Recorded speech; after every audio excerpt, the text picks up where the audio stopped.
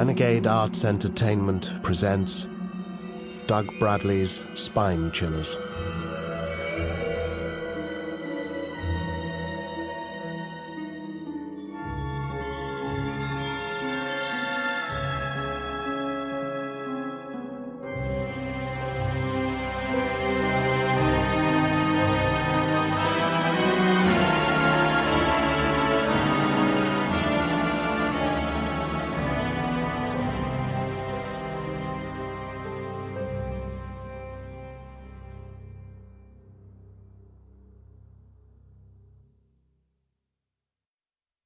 Hello, this is Doug Bradley welcoming you to this fourth volume of Spinechillers, with a few words of introduction to the 6 stories and 1 poem gathered on these discs. Lost Hearts is one of M.R. James' earliest stories, possibly written in 1892. We can't be absolutely certain. We do know definitely, though, when and where the story made its bow. That was at the meeting of the Literary Society at King's College, Cambridge, the college which James had entered as a student in 1882, and of which he was now dean. Known as the Chit-Chat Society, this was a loose and convivial, though select, gathering of literary-minded colleagues and students, and it was at the meeting of the 28th of October, 1893, that James read the story, along with another of his early tales, Canon Alberich's scrapbook. Lost Hearts was published 2 years later in Pall Mall magazine, though it seems the author was not fond of the story, and included it in his first collection, Ghost Stories of an Antiquarian, published in 1904, only because the editor insisted on more material to fill out the volume. It is a particularly powerful and satisfying story, but nevertheless disturbing, perhaps especially so to us, in an age when we are so sensitive to issues of child abduction and abuse which are central to the story.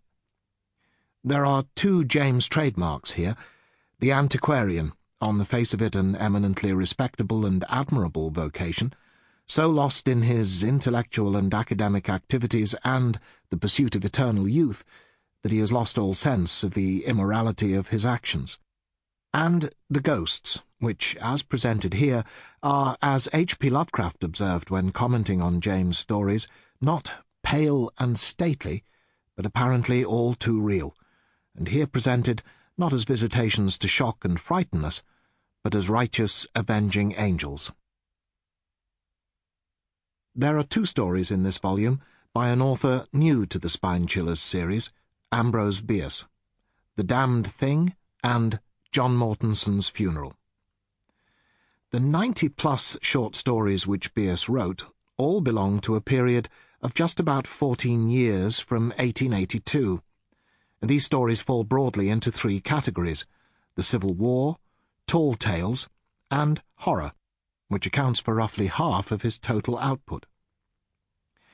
Ambrose Gwynnett Bierce was born on July the 24th, 1842, on a remote farmhouse in Ohio, to God-fearing parents of the hellfire and damnation variety. Marcus Aurelius and Laura produced 13 children, our author being the 10th in line, upon all of whom they bestowed Christian names beginning with the letter A.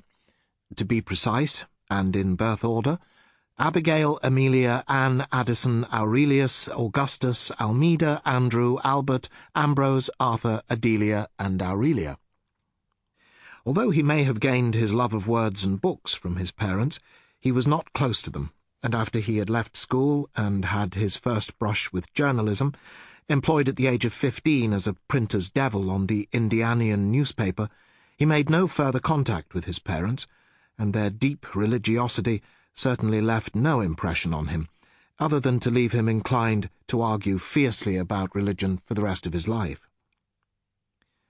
He enlisted in the 9th Indiana Infantry at the outbreak of Civil War, and saw action at some of its most famous battles, including Shiloh, Pickett's Mill, and Chickamauga. In June 1864, at the Battle of Kennesaw Mountain, he was hit in the head by a bullet, a glancing blow, though Bierce would later write that it crushed my skull like a cracked walnut. Sample complete. Ready to continue?